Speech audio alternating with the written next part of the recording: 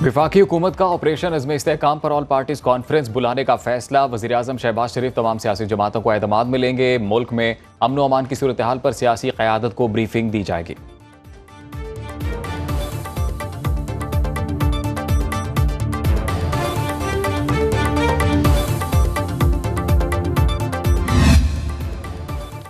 कुल जमाती कॉन्फ्रेंस तो दूर की बात, हुकूमत के साथ बैठकर तो चाय भी ना पी जाए। पीटीआई की जानिब से शेख वकास का सरकार को कोरा जवाब। बोले, एक तरफ हुकूमत वाले ओपोजिशन लीडर से हाथ मिलाते हैं और दूसरी तरफ तहरीके इंसाफ के कारकुनों पर तशद्दुद करते हैं। ये रंगबाजियां अब नहीं चलेंगी। जवाब में रहनुमा नून लीग तारिक फजल चौधरी का कहना है, ये मामला मुल्की अमन का है, इसमें कोई पार्टी पाकिस्तान के मफाद से ऊपर नहीं।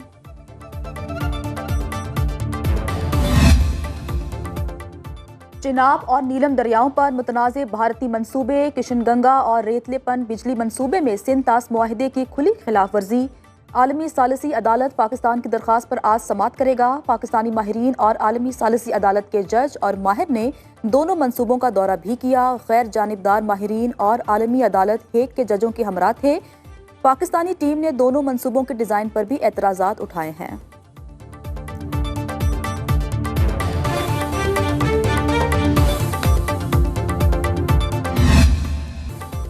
बरतानवी सियासी मैदान में बड़ी तब्दीली। 14 साल बाद टोरी पार्टी की छुट्टी, लेबर पार्टी कामयाब।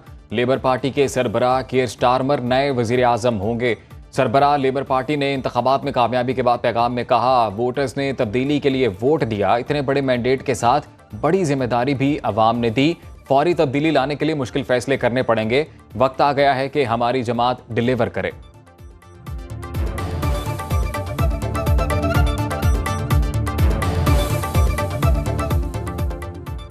टोरी पार्टी के ऋषि सोनाक ने शिकस्त कबूल कर ली। सरकारी नताइज के मुताबिक 359 सीट्स पर लेबर पार्टी कामयाब। कंजर्वेटिव 78, लिबरल डेमोक्रेट्स पार्टी 48 नशिस्तें जीत गई। ब्रेडफोर्ड वेस्ट से लेबर रहनुमा पाकिस्तानी नैयाद नाज शाह जीत गईं। यास्मीन कुरैशी तीसरी बार अपनी सीट का दिफा करने में कामयाब। मुंतखब अरकान 9 जुलाई को हल्फ उठाएंगे।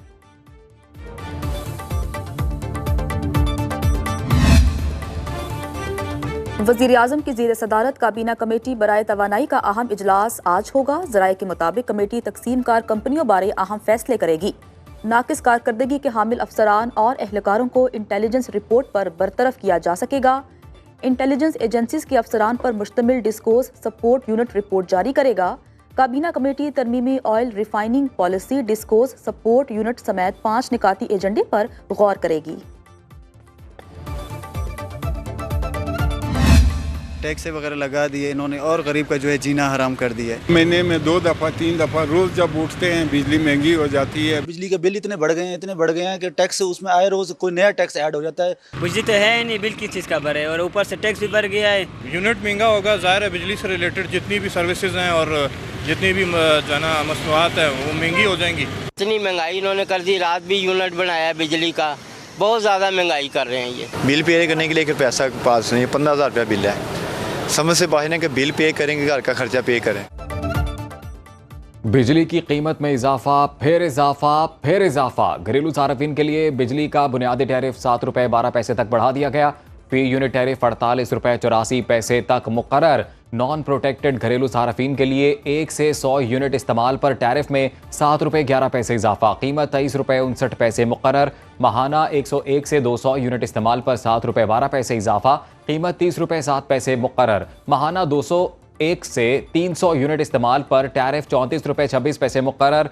301 से 400 यूनिट पर 7 रुपये 2 पैसे इजाफा। फी यूनिट बुनियादी टैरिफ 39 रुपये 15 पैसे का हो गया। माहाना 700 यूनिट से ज्यादा का टैरिफ 6 रुपये 12 पैसे इजाफे से 48 रुपये 84 पैसे होगा। विफाकी काबीना ने बुनियादी टैरिफ में 5 रुपये 72 पैसे इजाफे की मंजूरी दे दी।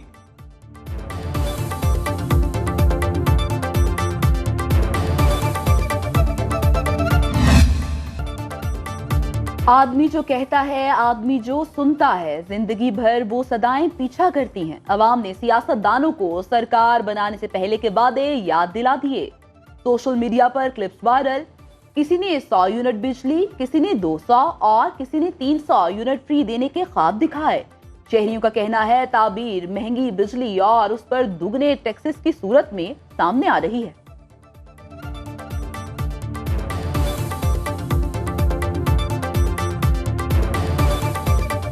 जब से हमने होश संभाला है हमने सिर्फ इनके वादे ही सुने हैं। पीपल्स पार्टी ने भी वादा किया सिंध में कि 300 यूनिट तक फ्री देंगे, और इधर पंजाब हुकूमत ने कहा कि 200 यूनिट तक फ्री मिलेंगे, लेकिन ऐसा कोई अमल दरामद तो नहीं हुआ, बल्कि अवाम खुदकशियाँ करने पर मजबूर हुई। इलेक्शन के दौरान तो लोग बहुत बड़े बड़े दावे कर रहे थे, हम रिलीफ देंगे, हम ये करेंगे, हम वो करेंगे। वादे करते रहते हैं, काम नहीं करते। अभी तक 200 से यूनिट जो ज़्यादा होता है ना, उसकी पेमेंट डबल हो जाती है। गर्मी बहुत ज़्यादा है, हब्स वाला मौसम है, और इधर से लोड शेडिंग इतनी ज़्यादा हो रही है। अभी 24 घंटे में पहले 6 घंटे होता था बिजली, अभी वो 6 घंटों में बहुत रिड्यूस हो चुका है। लोड शेडिंग बहुत ज़्यादा है, उसके अलावा बिल जो है ना हमारी अप्रोच से बहुत ज़्यादा है।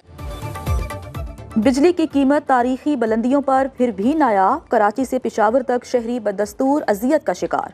मुल्क भर में शॉर्टफॉल 6,832 मेगावाट। कराची और कोयटा में 16 घंटे तक बिजली बंद रहने लगी। खैबर पख्तूनख्वा में 18 घंटे तक बिजली गायब रहना मामूल। मुल्तान में 10 घंटे और लाहौर में 6 घंटे तक लोड शेडिंग। रायवंड में तवील लोड शेडिंग के खिलाफ एहतजाज करने वालों के खिलाफ मुकदमा दर्ज।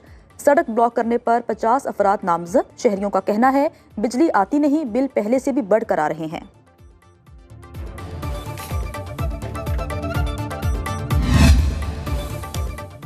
बजट के बाद महंगाई का तूफान। किचन चलाना अब नहीं रहा आसान। बच्चों के दूध से लेकर अद्वियात सब महंगी। इलाज मुआलजा भी बस में ना रहा। खांसी और बुखार के अद्वियात की कीमतें 30 से 40% तक बढ़ गईं। गुर्दों के अमराज में इस्तेमाल होने वाली कैप्सूल की डिबिया की कीमत 11,000 से बढ़कर 18,000 रुपए हो गई।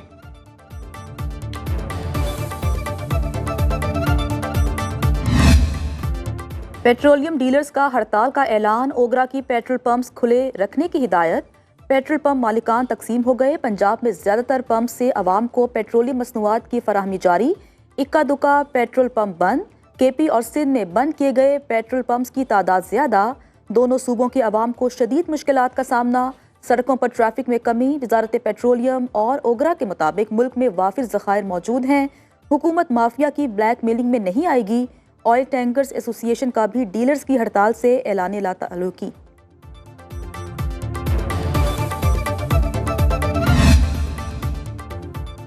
इंसदाद दहशतगर्दी अदालत ने अली अमीन गड्डापुर के थाना I-9 में जारी वारंट गिरफ्तारी मनसूख कर दिए। वज़ीर आला खैबर पख्तूनख्वा ने अदालत के सामने सरेंडर कर दिया। दरखास्त में कहा ऑफिशियल मसरूफियात की वजह से अदालत हाजिर नहीं हो सका। अदालत ने दरखास्त मंजूर कर ली। दूसरी जानिब जुडिशल कॉम्प्लेक्स में तोड़फोड़ केस की समाअत 29 जुलाई तक मुलतवी।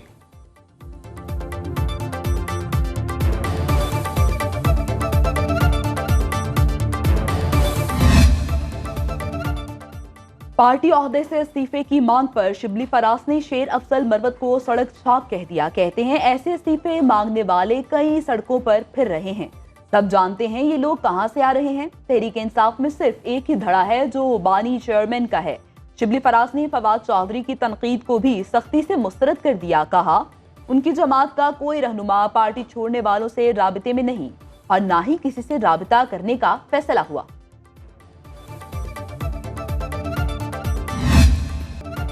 नाम की तरह काम भी ऐसा किया कि कोई भूल ही ना पाया। कौमी हीरो कैप्टन कर्नल शेर खान शहीद का 25वां यौम शहादत। Chairman joint chief of staff committee तीनों मुसल्लह अफवाज के सरबराहों का खिराज अकीदत। ISPR ने अपने पैगाम में कहा कि कैप्टन कर्नल शेर खान की मिसाली क़यादत और बेमिसाल जुर्रत और दलेरी हर कीमत पर पाकिस्तान के दिफा के लिए मशअल राह है। शहीद का गैर मुतज़लज़ल अज़्म और मादरे वतन से वफादारी की बदौलत तारीख में उनका नाम जिंदा रहेगा। कैप्टन कर्नल शेर खान शहीद के मज़ार पर पुरवकार तकरीब। इस्लामाबाद, लाहौर समेत पंजाब के मुख्तलिफ शहरों में घंघोर घटाओं का राज। गुज़िश्ता 24 घंटे के दौरान फैसलाबाद, चिन्योट, खुशाब, हाफिजाबाद, लालिया में आंधी और बारिश से मौसम खुशगवार। मॉनसून हवाएं आज शाम से मशरक़ी सिंध में दाखिल होने की पेशगोई। अगले 2 रोज़ के दौरान थरपारकर, उमरकोट, मीरपुर खास, सांगढ़ और जैकबाबाद में भी बारिश मुतवक्के। महकमा मौसमियात के मुताबिक कराची में आइंदा 24 घंटे में मौसम गर्म और मरतूब रहेगा। मतला ज़्यादातर अबर आलूद होगा। समुद्री हवाएं भी चलती रहेंगी।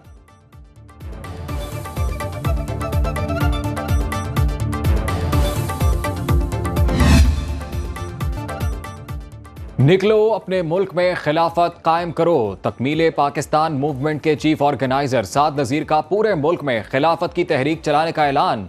मुल्तान में सेव फलस्तीन यूथ कॉन्फ्रेंस से खिताब में कहा, सच सिर्फ खिलाफत है, खिलाफत कायम करेंगे, मसालिक से बालातर होकर सबके पास जाएंगे। गजा में मेरे और आपके बच्चे शहीद हो रहे हों तो क्या सिर्फ बायकॉट करेंगे?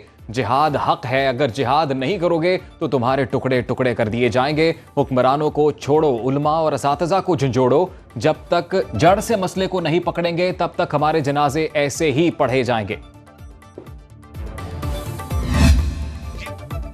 ऑर्गेनाइजर तकमीले पाकिस्तान मूवमेंट मेसम रजा ने सेव फलस्तीन कॉन्फ्रेंस से खिताब में कहा, क्या सियासी रहनुमाओं को ये भूल गया है कि वो अल्लाह को जवाबदेह हैं? क्या मसला फ़लस्तीन का हल सिर्फ तकरीरें करना है? अब अमल करने का वक्त है। वफाकुल मदारिस अल अरबिया के नाज़िम आला कारी हनीफ जलंधरी ने कहा, फ़लस्तीन के मसले पर उम्मत मुसलमा और अक़वाम मुत्तहिदा ने मायूस किया। साबिक सेनेटर मुश्ताक अहमद खान कहते हैं, हुक्मरानों से कहता हूँ, आग से मत खेलो, फ़लस्तीन में फौरी तौर पर जंग बंदी होनी चाहिए।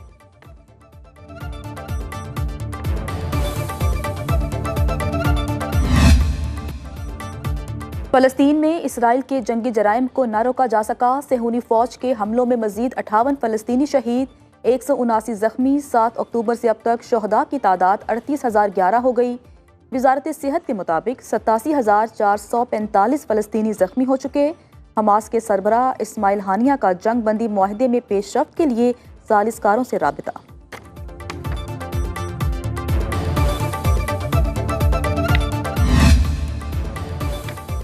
हिजबुल्लाह का शहीद कमांडर का बदला लेने के लिए इसराइल पर जवाबी वार। लेबनान से इसराइली फौजी अहदाफ पर 200 रॉकेट और 20 ड्रोन दागे। इसराइल के कई इलाकों में आग भड़क उठी। मीडिया रिपोर्ट्स के मुताबिक शॉपिंग मॉल्स और दीगर मकामात को नुकसान पहुंचा। तर्जुमान इसराइली फौज के मुताबिक हिजबुल्लाह के हमले का जायजा लिया जा रहा है।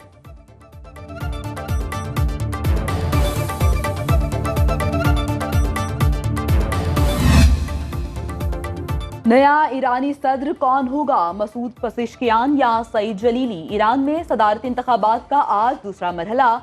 पहले मरहले में कोई उम्मीदवार 50% वोट हासिल नहीं कर सका था। मसूद पज़ेश्कियान और सईद जलीली ने दीगर उम्मीदवारों पर बरतरी हासिल की थी। ईरान सदारती इंतखाबात में उम्मीदवार को 50% वोट हासिल करना लाजमी है।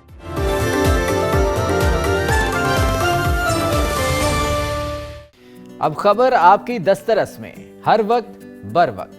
अभी सुनो न्यूज़ के YouTube चैनल को सब्सक्राइब कीजिए, बेल आइकॉन पर क्लिक कीजिए और बाखबर रहिए मुल्की और बैनुल अक़वामी हालात से यकीन के साथ।